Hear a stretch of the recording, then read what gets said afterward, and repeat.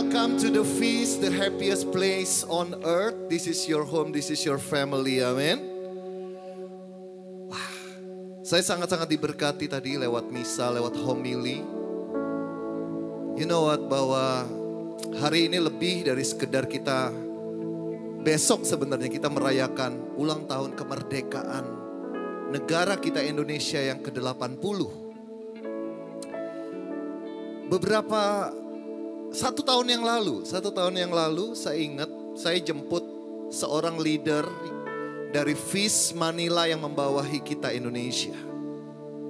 Waktu saya jemput di Terminal 3, begitu dia masuk ke mobil, kemudian kita keluar dari terminal tersebut, dia langsung komplain seperti ini, saudara. Wow, negaramu ini sangat luar biasa. Bahkan airportmu jauh lebih baik daripada airport yang di Filipina, dia bilang. Kita punya presiden yang hanya memikirkan kepentingan sendiri, bla bla bla. Dia banyak komplain, banyak dalam hati. Belum tahu dia apa yang terjadi di Indonesia.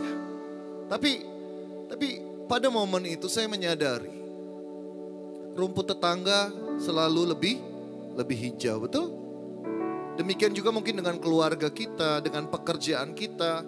Semakin lama kita bergelut di tempat tersebut, semakin banyak alasan kita untuk komplain, untuk mencari kesalahan, untuk mencari cacat dan lain sebagainya. Tapi saya mau katakan, saudara, semua masalah, semua pergumulan baik di Indonesia, di pekerjaan saudara, di keluarga saudara, kalau saya boleh analogikan itu adalah sebuah kegelapan. Justru di dalam kegelapanlah kita sebagai anak-anak Tuhan yang menamakan diri kita Light of Jesus. Justru dalam kegelapanlah saudara bisa membawa terang Tuhan di sana. Amin.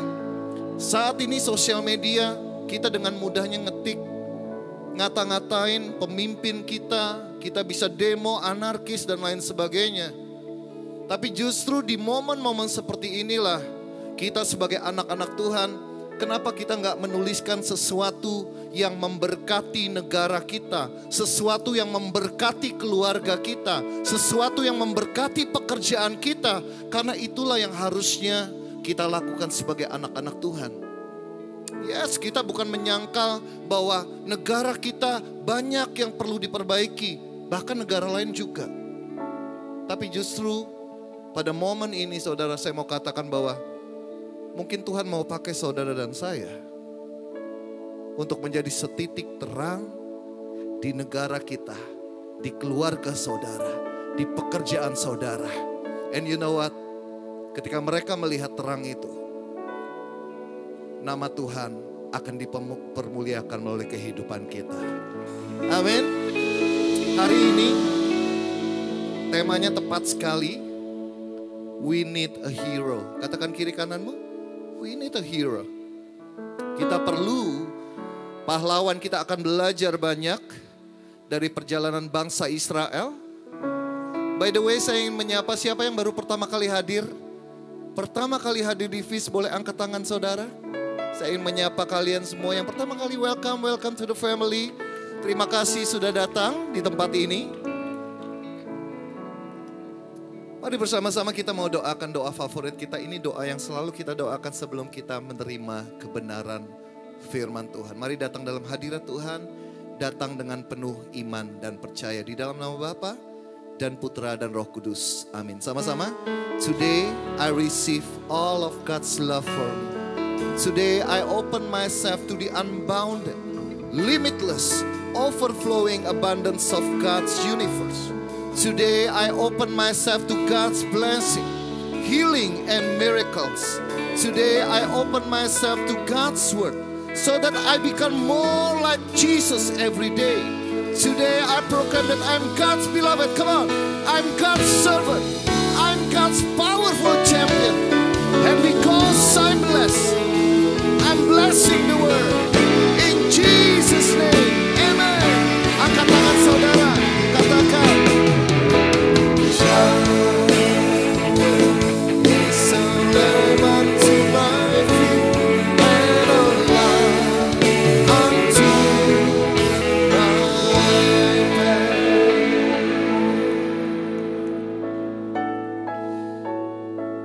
hari ini kita ambil dari Hakim-Hakim bab 2 ayat yang pertama. Karena cuma satu ayat, boleh nggak kita baca sama-sama ya? 3, 2, 1. Lalu malaikat Tuhan pergi dari Gilgal ke Bokim dan berfirman, telah kutuntun kamu keluar dari Mesir dan kubawa ke negeri yang kujanjikan dengan bersumpah kepada nenek moyangmu, dan aku telah berfirman, aku tidak akan membatalkan perjanjianku dengan kamu untuk selama-lamanya. Saudara, ini adalah waktu di mana bangsa Israel sudah masuk ke tanah Kanaan, tanah terjanji. Dan Tuhan menepati apa yang Dia telah janjikan kepada Musa, kepada Abraham. Perhatikan, bukan sebuah kebetulan juga bahwa Allah membebaskan, memerdekakan bangsa Israel dari perbudakan di Mesir. Dengan caranya yang ajaib, dengan penyertaannya yang luar biasa. Bahkan kita sudah ikuti di seri sebelumnya, di talk yang sebelumnya, bagaimana Tuhan melakukan mujizat yang luar biasa ketika Dia membelah Laut Merah supaya bangsa Israel bisa menyeberang keluar dari Mesir. Kemudian dilakukan lagi, perhatikan, waktu masuk ke tanah terjanji. Dia membelah sungai Yordan. Jadi tembok, saudara, airnya tuh jadi tembok dan bangsa Israel bisa melewati dengan mudah di sana. Tuhan menepati apa yang Dia janjikan. Seringkali kenapa kita kurang percaya kepada Tuhan? Karena kita menganggap Tuhan itu manusia. Dan mungkin selama ini dalam kehidupan kita, dalam pengalaman kita sehari-hari, kita seringkali dikecewakan oleh orang-orang yang terdekat dari kita. Apakah itu dalam relasi saudara, apakah itu dalam pekerjaan saudara, sehingga image yang ada dalam pikiran saudara bahwa tidak akan pernah ada pribadi yang bisa setia memegang janjinya. Tapi hari ini, malam hari ini kita akan belajar that God will never break His covenant with you. Amin. Katakan kiri kananmu, God will never break His covenant with you. Mari kita pejamkan mata kita saat ini, kita berdoa. Tuhan, kami percaya kami telah membelah kemacetan di Jakarta ini untuk berada di tempat ini, di tanah terjanjimu ini Tuhan. Kami percaya di tempat ini kami akan mendapat sebuah pewahyuan yang baru. Engkau akan memperkuat iman percaya kami. Kami tahu bahwa Engkau Allah yang setia. Engkau tidak pernah, ketika berfirman, Engkau tidak pernah tidak menepati. Karena Engkau adalah Allah yang setia. Malam hari ini kami buka hati dan pikiran kami, Roh Kudus, terangi kami dengan kebenaran firman-Mu, supaya kami mengerti, supaya kami diubahkan, dan Engkau utus kami untuk menjadi terang di tengah kegelapan dunia ini. Menaikkan segala doa kami ini di dalam satu nama yang penuh kuasa, di dalam nama Yesus sebagai Tuhan dan Juru Selamat kami. Amin. Angkat tanganmu, sama-sama katakan,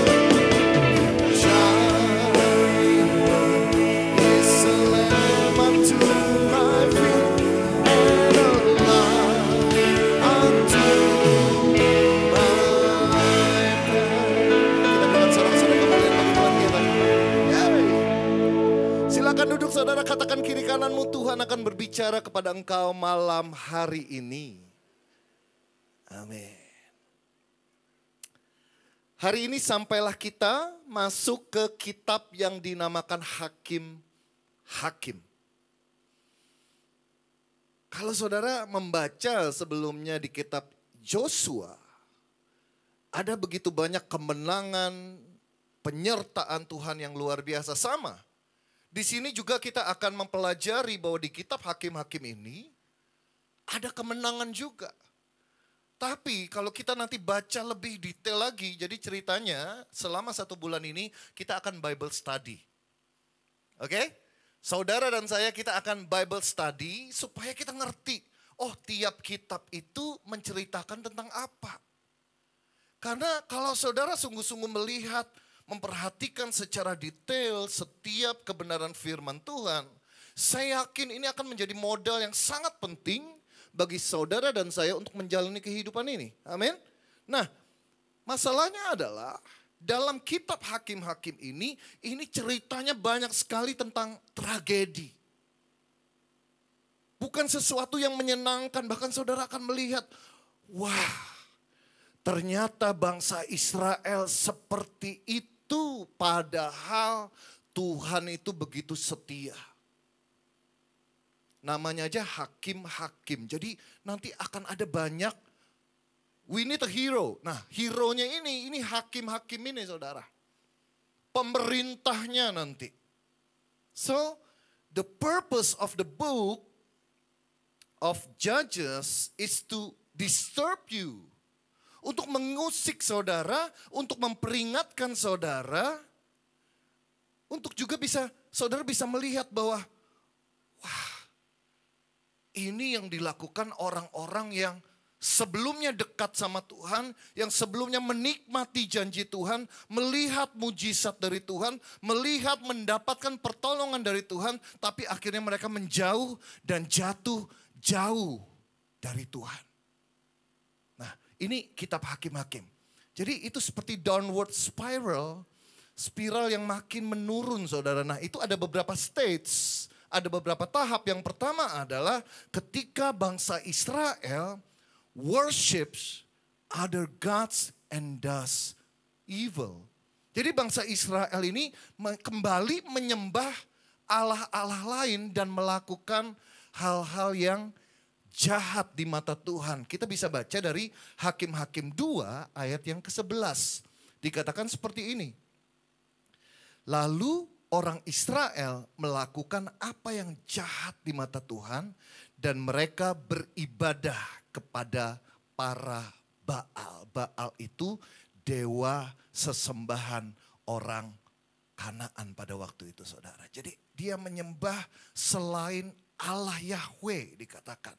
Kemudian masuk ke stage atau tahap yang kedua. Ketika bangsa Israel itu berpaling dari kasih Tuhan, mengkhianati kasih Tuhan, apa yang terjadi? Bahwa para musuh berulang kali, nanti di kitab Hakim-Hakim ini, bangsa Israel itu ditaklukkan oleh musuhnya. Padahal saudara nanti akan melihat perjalanan kita akan ambil salah satu contoh dari Hakim-Hakim ini, seorang tokoh namanya Gideon. Saudara akan melihat nanti ketika saudara baca, wow, Tuhan itu sudah melakukan sedemikian rupa. Bangsa Israel itu kalau ada Tuhan gak mungkin dikalahkan musuh. Tapi justru karena ketidaktaatan, karena ketidaksetiaan mereka, akhirnya mereka mengalami kekalahan. Menjadi refleksi bagi setiap kita mungkin ya ini ya. Bisa jadi kegagalan atau kekalahan kita dalam kehidupan ini. Salah satunya adalah ketidaktaatan kita. Karena lebih mudah untuk mencari jalan yang enak. Cara yang menurut kita menyenangkan daripada caranya Tuhan. Karena cara Tuhan itu biasanya kadang unbelievable, impossible gitu ya. Kayaknya gak mungkin, mustahil di zaman sekarang ini hidup benar itu kayaknya gak mungkin banget. Udahlah gak usah terlalu suci-suci amat. Lu gak bakalan bisa survive. Tapi kita menyaksikan 2 minggu yang lalu Brother Ray menyaksikan di tempat ini ketika dia memulai usaha di Indonesia. Yang kita katakan ini ladangnya, budayanya itu sudah biasa untuk kita korupsi, untuk kita melakukan sesuatu yang gak benar. Kalau enggak kita gak mungkin bisa sukses. Tapi lewat kesaksian Brother Ray 2 minggu yang lalu kalau saudara ingat. Ternyata Tuhan bisa loh. Di tengah sesuatu yang tidak mungkin, ekosistem yang kelihatannya tidak sehat, dia bisa survive, bertahan untuk mempertahankan imannya. Siapa yang mau diberkati dan hidup benar di dalam Tuhan? Kok ragu-ragu angkat tangannya? Amin. Susah saudara. Sama halnya, makanya di sini dikatakan Hakim-Hakim 2 ayat 14 dikatakan, maka bangkitlah murka Tuhan kepada orang Israel. Ia menyerahkan mereka ke dalam tangan perampok dan menjual mereka kepada musuh di sekeliling mereka, sehingga mereka tidak sanggup lagi menghadapi musuh mereka. Karena kejahatan, karena ketidaksetiaan, karena ketidaktaatan bangsa Israel. Nah, masuk ke stage yang ketiga, dikatakan God raises a judge to rescue them from their enemies. Jadi Tuhan itu membangkitkan hakim, hero, untuk apa? Untuk menyelamatkan mereka dari para musuh, para penjajah bangsa Israel pada waktu itu, saudara. Hakim-Hakim 2 ayat 16. Maka Tuhan membangkitkan hakim-hakim yang menyelamatkan mereka dari tangan perampok itu. Tapi kita lihat lanjutannya ya, Hakim-Hakim 2 ayat 18 sampai 19. Setiap kali, perhatikan, apabila Tuhan membangkitkan seorang hakim bagi bangsa Israel, maka Tuhan menyertai hakim itu dan menyelamatkan bangsa Israel dari tangan musuh selama hakim itu hidup, dikatakan. Sebab Tuhan berbelas kasihan mendengar rintihan mereka karena orang-orang yang mendesak dan menindas mereka. Nah, ini yang justru ironisnya adalah, tetapi apabila hakim itu mati, dikatakan, kembalilah bangsa Israel berlaku jahat, lebih jahat dari nenek moyang mereka dengan mengikuti Allah lain. Beribadah kepadanya dan sujud menyembah kepadanya, dalam hal apapun mereka tidak berhenti dengan perbuatan dan kelakuan mereka yang tegar itu. Kalau kita baca kebangetannya bangsa Israel, diselamatkan, dikasihi, diberkati, mengkhianati. Terus siklus itu tidak pernah berhenti, saudara. Kita kadang-kadang yang baca, bangsa Israel, bangsa pilihan Tuhan seperti ini. Tapi juga ketika saya baca ini, gue banget. Betul gak sih? Saudara dan saya itu diselamatkan Tuhan, amin? Amin. Ketika saudara menerima Tuhan Yesus dibaptis di dalam nama Bapa, Putra, dan Roh Kudus, definitely saudara diselamatkan. Tapi dalam perjalanan iman kita ini masalahnya adalah seringkali kita mengkhianati. Kita berpaling dari Allah lewat apa? Mungkin saudara gak literally menyembah patung-patung atau berhala atau apapun, tapi Tuhan tidak lagi menjadi Tuhan dalam kehidupan kita, digantikan dengan segala hal yang ada di duniawi ini. Dalam hal-hal duniawi, itu yang menjadi Allah-Allah lain tanpa kita sadari. Kelihatannya lewat apa, saudara? Lewat prioritas yang kita tetapkan dalam hidup. Saya yakin bahwa dalam berelasi seperti saya bilang, perhatikan para wanita single di tempat ini, boleh angkat tangannya? Ada yang wanita single tempat ini? Oke, ada 1, ada 2, ada 3. Saya doakan cepat dapat jodoh. Amin. Nah, kalau saudara pengen tahu prioritas, misalnya saudara lagi dekat sama cowok gitu ya. Kalau saudara pengen tahu apakah dia sungguh-sungguh mencintai saudara, maka dilihat dari prioritasnya. Kalau dia, ini masa pacaran ini ya. Kalau dalam masa pacaran dia memprioritaskan saudara, saudara perlu untuk pertimbangkan, wah ini bagus nih. Tapi saya nggak tahu ya setelah married ya, kadang-kadang di masa pacaran itu adalah, kalau dulu zamannya saya itu komputer ada namanya screen saver. Itu kalau misalnya komputer nggak digunakan, wah indah ada screen saver ganti-ganti. Tapi begitu diklik, hilang saudara. Masa promosi sudah selesai. Tapi bayangin, kalau pacaran aja saudara tidak menjadi prioritas, Apalagi nanti waktu nikah. Ini paling gampang itu cerita Iswara gitu ya, yang pemain music director kita. Saya sekarang tinggal itu di daerah Cipinang, Jakarta Timur, itu dekat dengan tempat tinggal Iswara dulu. Sementara istrinya itu tinggal di daerah Pondok Indah.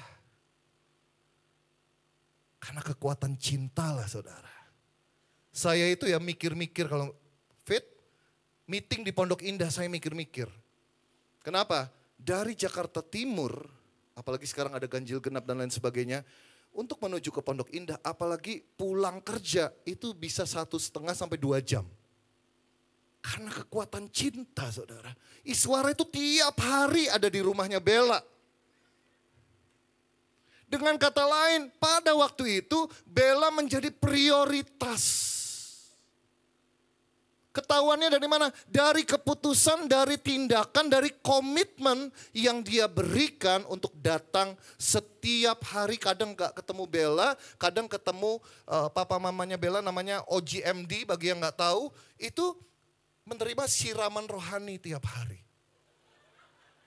Jadi datang gak ada Bella, ada MD. Dikasih firman di sana. Dan itu yang harus Iswara lalui sampai akhirnya dia mendapatkan hati dari sang Bella.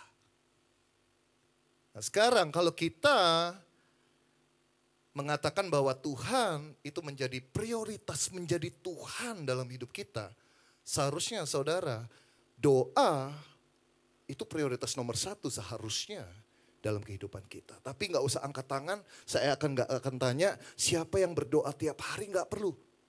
Karena mungkin tidak akan ada yang angkat tangan.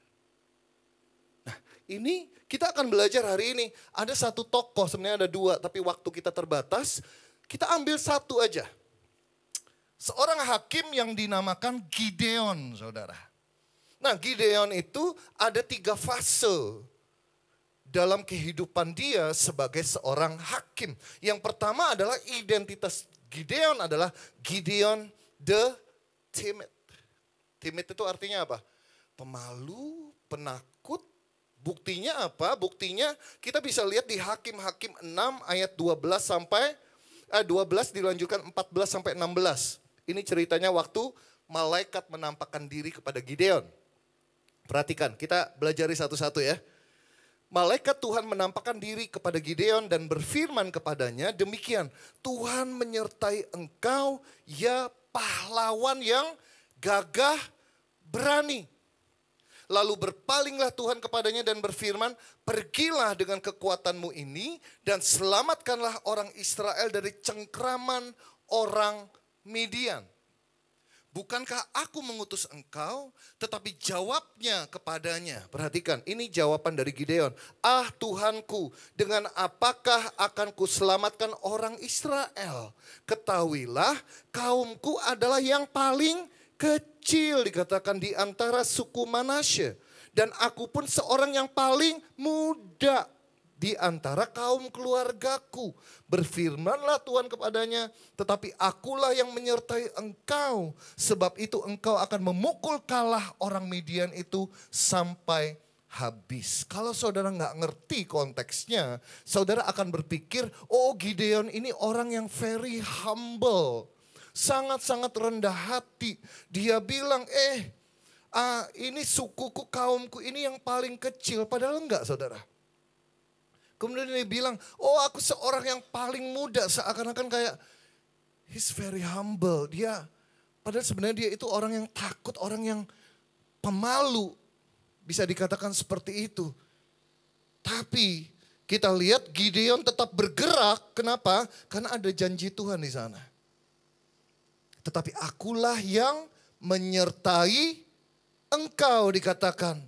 Engkau akan memukul kalah orang Midian itu sampai habis. By the way, ini bangsa Israel sedang dijajah oleh orang Midian konteksnya pada waktu itu. Dan Tuhan membangkitkan seorang hakim. Judge namanya Gideon. Nah kita masuk ke fase yang kedua dari kehidupan Gideon. Fase yang kedua, Gideon berubah status saudara. Berubah title. Sekarang Gideon the tyrant. Tirani.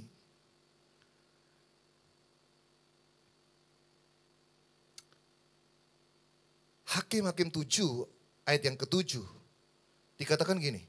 Lalu berfirmanlah Tuhan kepada Gideon, dengan ke-300 orang yang menghirup itu akan kuselamatkan kamu. Aku akan menyerahkan orang Midian ke dalam tanganmu. Tetapi yang lain dari rakyat itu semuanya boleh pergi masing-masing ke tempat kediamannya. Nah, mungkin saudara yang belum pernah baca, saya akan ceritakan konteksnya. Orang Midian itu jumlahnya banyak. Jadi dikatakan di padang rumput itu ketika mereka berkemah, itu dikatakan seperti belalang. Saking banyaknya dianalogikan seperti itu. Dan jumlahnya tahu berapa saudara? Pasukannya 120.000. Gideon mengumpulkan orang-orangnya, jumlahnya berapa? Ada yang tahu? 32.000. Kemudian Tuhan melihat, oh ini terlalu banyak. Diseleksi lagi, tinggal 22.000. Masih terlalu banyak, nanti kalau sampai menang, mereka pasti ngeklaim, oh ini karena bangsa Israel hebat. Padahal kalau kita hitung-hitungan, Tuhan ini bercanda kali ya. 120.000 lawan 32.000 belum tentu menang. Benar gak sih? Dikurangin 22.000 sisanya lawan 120.000 secara logika, secara akal sehat kita nggak mungkin menang. Kemudian apa yang terjadi? Oke, suruh mereka minum. Suruh bangsa Israel itu minum dari sungai yang ada di situ. Apa yang terjadi? Sisa 300 orang. 300 orang ini yang minum menggunakan tangannya, sedangkan yang lain minumnya itu langsung, saudara.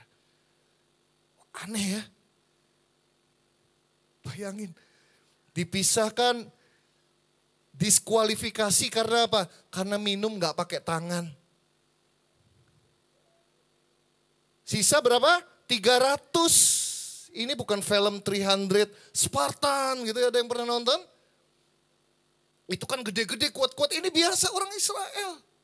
Bahkan kalau saudara lihat, saudara baca di Alkitab, ini orang-orang di Kanaan ini dikatakan gede-gede, saudara, kuat-kuat.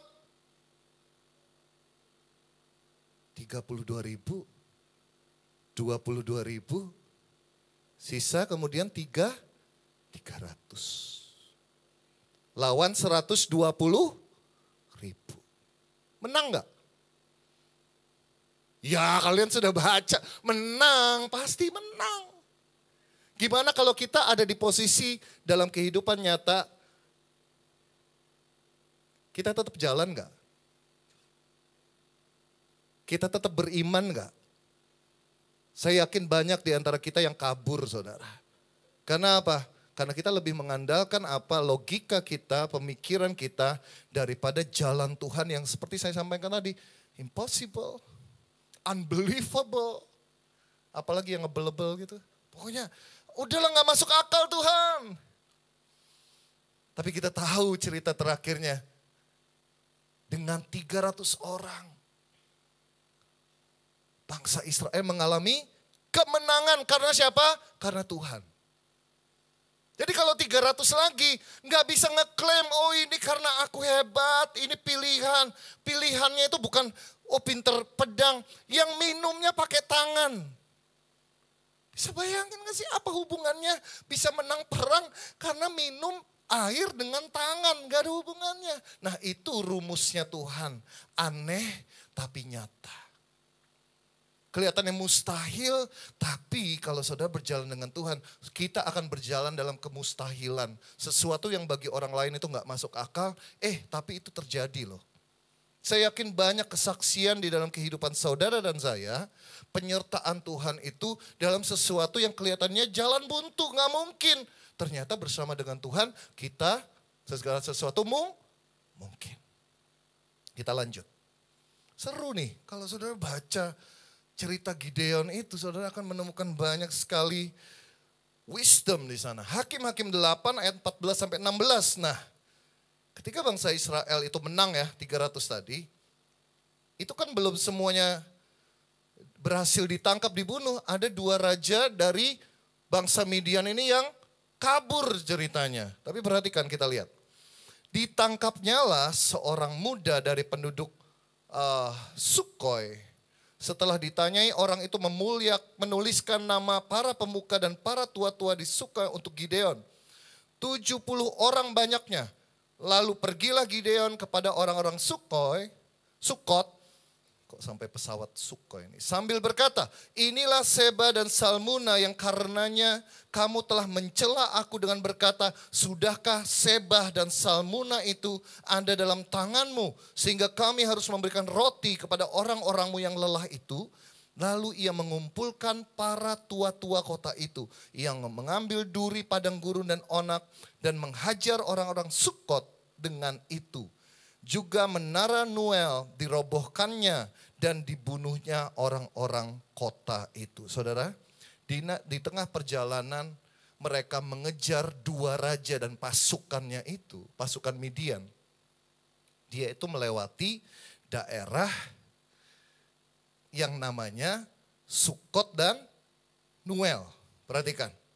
Nah, Gideon ini minta tolong kepada penduduk, pemuka-pemuka pada waktu itu, Sukkot dan Noel itu, untuk memberikan roti kepada pasukannya ini yang lagi letih banget ini loh, habis berperang untuk punya kekuatan mengejar 2 raja Midian yang kabur tadi. Tapi Gideon kesel banget, kenapa? Bukan yang bantu, mereka malah tanya. Tadi di pertanyaan ini, sudahkah Seba dan Salmuna, itu nama rajanya, itu ada dalam tanganmu. Nanti kalau sudah ada di tanganmu, nanti aku kasih rotinya. Marahlah Gideon, terus pergi mengejar raja itu. Singkat cerita, akhirnya Gideon menemukan 2 raja itu menghancurkan pasukan Midian. Membawa 2 raja itu sebagai tawanan, kemudian dicarilah dia dendam rupanya. Dia datang kembali ke kota Sukkot dan Noel, dan ini yang terjadi, saudara. Dan saudara harus tahu, Sukkot dan Noel itu bukan bangsa Midian.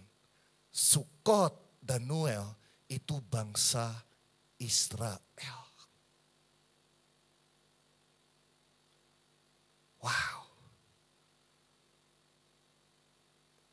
Saudara lihat, Gideon membunuh bangsanya sendiri. Seseorang yang bilang, kaumku yang paling kecil. Aku yang paling muda di antara keluargaku. Gak mungkin Tuhan aku bisa. Seseorang yang kelihatannya humble, seseorang yang kelihatannya lemah. Tapi ternyata itu cuma kelihatan dari luar aja. Karakter seseorang yang sesungguhnya akan terlihat ketika dia dipercayakan sebuah kekuasaan.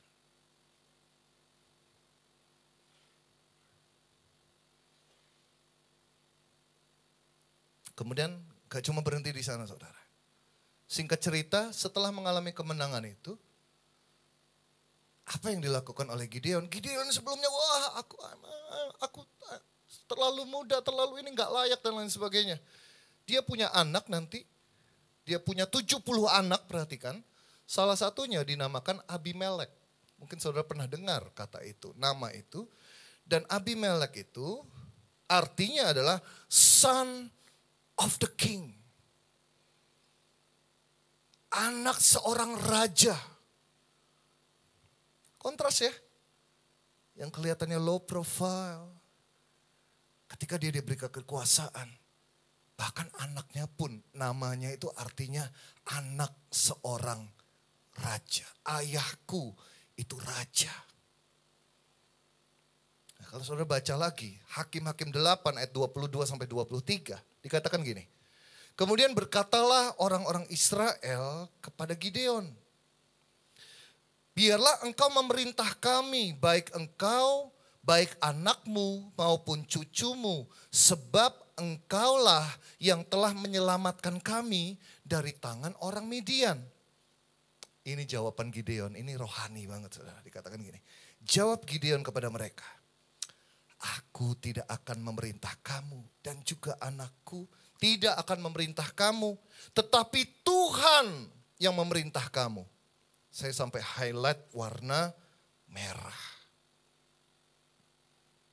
Kelihatannya jawaban ini sangat-sangat rohani, betul ya? No, Tuhan yang akan memerintah kamu, bukan aku. Tapi toh dia jadi raja. Bahkan anaknya pun dinamakan Abimelek yang artinya son of the king. Nah ini pertanyaan untuk saya secara pribadi dan saudara yang hadir pada malam hari ini. Are we sometimes like Gideon? Do we hide our selfishness, greed and pride with a mask of religiosity? Kadang-kadang kita seperti Gideon. Kita menutupi keegoisan kita menutupi keserakahan kita menutupi pride kita, kesombongan kita dengan topeng religius. Sesuatu yang kelihatannya religius banget saudara. Wow.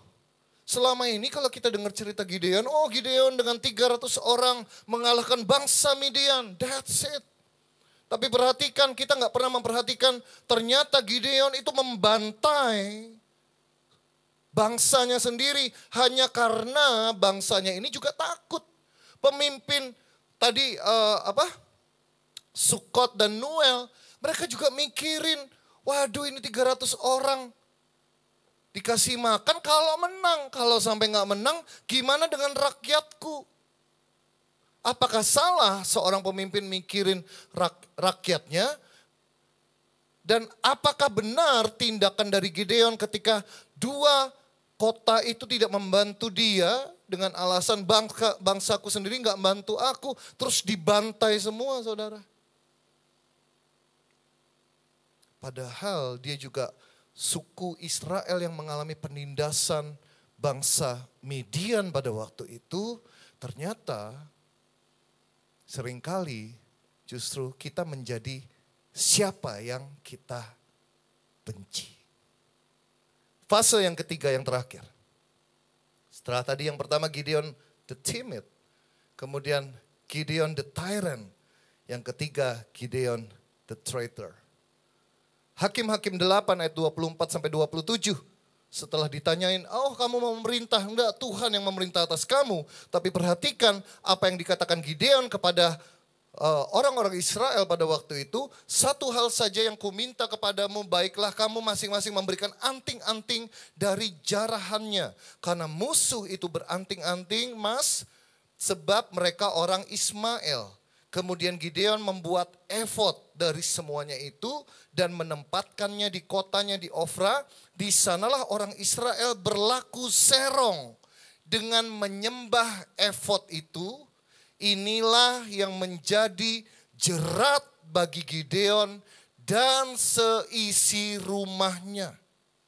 Saudara harus tahu bahkan Abimelek itu akan membantai semua anak Gideon itu dibunuh semua saudara. Supaya dia yang berkuasa. Dan berakhir dengan apa? Seluruh bangsa Israel pada waktu itu menyembah kembali kepada Allah lain. Nah, efod itu apa? Kalau saudara pengen tahu, saya sengaja kasih gambar. Efod itu semacam kayak celemek jubah yang dipakai imam pada waktu mereka merayakan, menyembah Tuhan. Dan itu dibuat dari anting emas dan lain sebagainya tadi. Nah ini yang disembah. Bukannya itu digunakan untuk menyembah Allah, fokusnya itu berubah saudara. Ketika kita berfokus, kita mendapatkan kesuksesan gitu ya, keberhasilan dalam hidup, kembalikanlah semuanya itu untuk kemuliaan Tuhan. Kadang-kadang ini karena usahaku, bahkan tanpa kita sadari. Gideon mungkin tidak bermaksud seperti itu, tapi dia lupa menyerahkan, mengembalikan segala sesuatu. Bahwa apa yang dia terima, keberhasilan yang dia capai, semuanya itu karena perkenanan Tuhan. Makanya Tuhan susah-susah dari 32.000 ke 20.000 ke 300, itu tujuannya supaya bangsa Israel, Gideon ingat itu bukan karena kekuatan mereka sendiri. Tapi tetap aja lupa. Sampai bukan lagi Allah, tapi justru effort ini yang menjadi Allah mereka. Nah, ada 3 peringatan yang kita bisa pelajari pada malam hari ini. Yang pertama, seperti saya bilang tadi, we become who we hate. When you hate your enemies, you become them. Nah, enemies tidak selalu orang yang jauh dari kita. Tidak selalu rekan bisnis yang mungkin mengkhianati kita, nggak selalu saudara. Kadang-kadang berapa banyak di antara kita mungkin kita nggak suka, kita benci dengan orang tua kita. Saya sering kali bilang kan, istri saya Yolanda bilang, aku gak mau kayak mamaku nanti. No, bukan berarti mamanya itu buruk, tapi ada sesuatu yang Yolanda kurang setuju dan dia bilang gak mau. Tapi semakin hari saya berjalan sama Yolanda, kenapa saya merasa Yolanda seperti mamanya? It's true. Ini cuma contoh aja. Saya juga seperti itu. Saya gak suka dengan mama saya gini. Makin lama tanpa saya sadari ketika saya tidak memutus siklus itu saudara. Ketika saya tidak forgive apa yang dilakukan oleh orang tua saya. Tanpa saya sadari, saya akan memperlakukan orang lain sama persis seperti apa yang dilakukan oleh orang tua saya. Dan siklus itu akan terus berputar ketika tidak ada kasih dan pengampunan dari Tuhan yang memutus semuanya itu. Jadi kalau saudara sekarang ada yang saudara kurang suka atau benci, please make sure hari ini minta rahmat dari Tuhan untuk saudara let go pengampunan. Karena kalau enggak, sama seperti Gideon. Gideon enggak suka orang-orang Midian itu membantai bangsa Israel, enggak suka. Tapi apa yang dilakukan Gideon justru sama bahkan lebih buruk dari apa yang dilakukan oleh orang-orang Midian. Nah, warning yang kedua saudara, if God is using you, kalau saudara dipakai oleh Tuhan, it's not because you are worthy. Bukan karena saudara dan saya itu layak, tapi karena dia yang layak. Gideon gak layak saudara. Banyak nabi-nabi yang ada di dalam Alkitab, tokoh-tokoh di Alkitab, sesungguhnya mereka gak layak. Santo, santa, gak ada yang layak. Tapi Tuhan bisa memakai orang-orang tersebut. Tuhan bisa memakai saudara dan saya ketika saudara bahkan merasa saudara dan saya itu gak layak. Tapi Tuhan bisa memakai. Amin. Yang ketiga, yang terakhir. God may be working through you, but not in you. Maksudnya apa saudara? Tuhan Allah bisa pakai Gideon, membawa kemenangan bagi bangsa Israel. Tapi ketika Gideon tidak membuka hati untuk diubahkan oleh Tuhan, fase yang itu yang terjadi saudara. Dari seseorang yang timid menjadi tyrant, kemudian yang terakhir menjadi traitor. Mengkhianati Allah.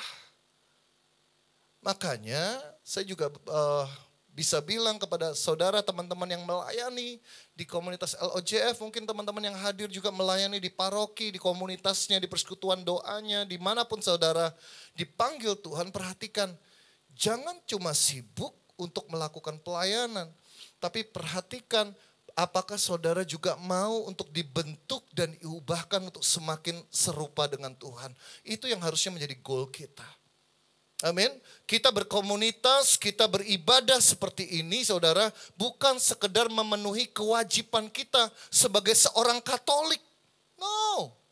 Seharusnya saudara mengejar, membuka hati, membuka pikiran saudara untuk mau diubahkan oleh Tuhan. God may be using you to change others. Perhatikan. But are you allowing God to change you? Saudara izinin gak Tuhan untuk mengubah hati saudara? Makanya goal kita berkomunitas itu bukan, wah kamu sekarang sudah jadi pembawa firman. Wah, kamu sekarang sudah jadi worship leader. Wah, kamu kadang-kadang kita keliru. Target kita bukan itu, saudara. Target kita adalah, wah, kamu sekarang berubah. Dulu kamu suka marah-marah, sekarang kamu lebih sabar. Dan yang bisa ngomong itu sebenarnya adalah justru orang-orang yang terdekat, yaitu keluarga kita. Kalau keluarga saudara tidak melihat semakin hari saudara menunjukkan karakter Kristus, mungkin selama ini saudara keliru dalam beribadah atau melayani Tuhan. Kelihatannya saudara dipakai untuk mengubah. Lewat saudara bisa melayani orang lain, wah luar biasa. Tapi sesungguhnya goal kita adalah saudara dan saya semakin hari semakin mencerminkan karakter Kristus. Amin.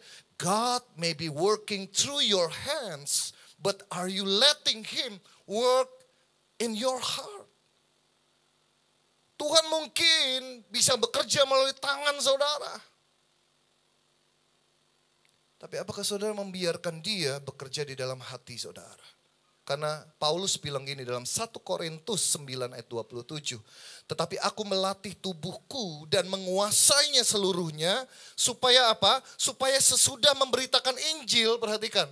Kepada orang lain, jangan aku sendiri ditolak. Paulus aja bisa mikir kayak gitu. Ini warning bagi setiap kita saudara. Makanya sekali lagi, gak jaminan orang yang melayani itu dekat sama Tuhan. Bisa jadi saudara cuma ikut-ikutan.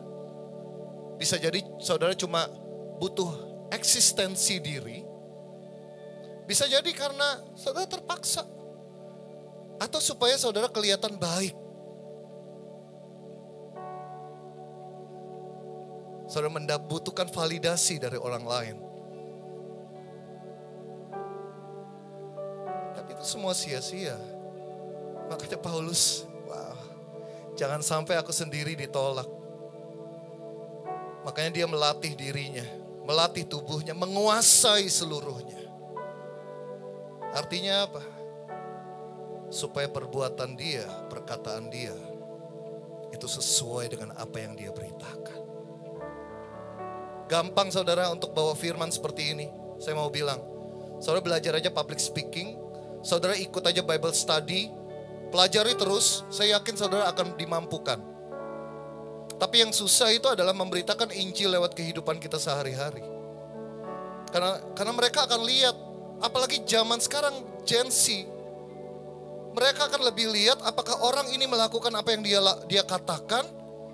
Mereka gak akan ikut orang yang cuma bisa pinter ngomong. Mereka gak akan ikut orang tua yang cuma bisa ngomong tapi gak melakukan.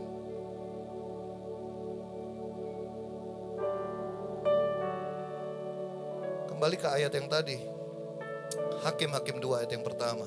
Lalu malaikat Tuhan pergi dari Gilgal ke Bokim dan berfirman, telah kutuntun kamu keluar dari Mesir dan kubawa ke negeri yang kujanjikan dengan bersumpah kepada nenek moyangmu. Dan aku telah berfirman, listen to me, aku tidak akan membatalkan perjanjianku dengan kamu untuk selama-lamanya. So more than a skilled leader who wins the victory seperti Gideon, we need a savior willing to die for us. We need a hero. And the hero's name is Jesus. Amen. Yang terakhir, boleh saudara bangkit berdiri bersama-sama. Boleh kita baca bersama-sama yang terakhir ini. 3, 2, 1. Even if you break your covenant with Him, God will never break His covenant with you. Kita berikan kemuliaan bagi Tuhan kita yang luar biasa.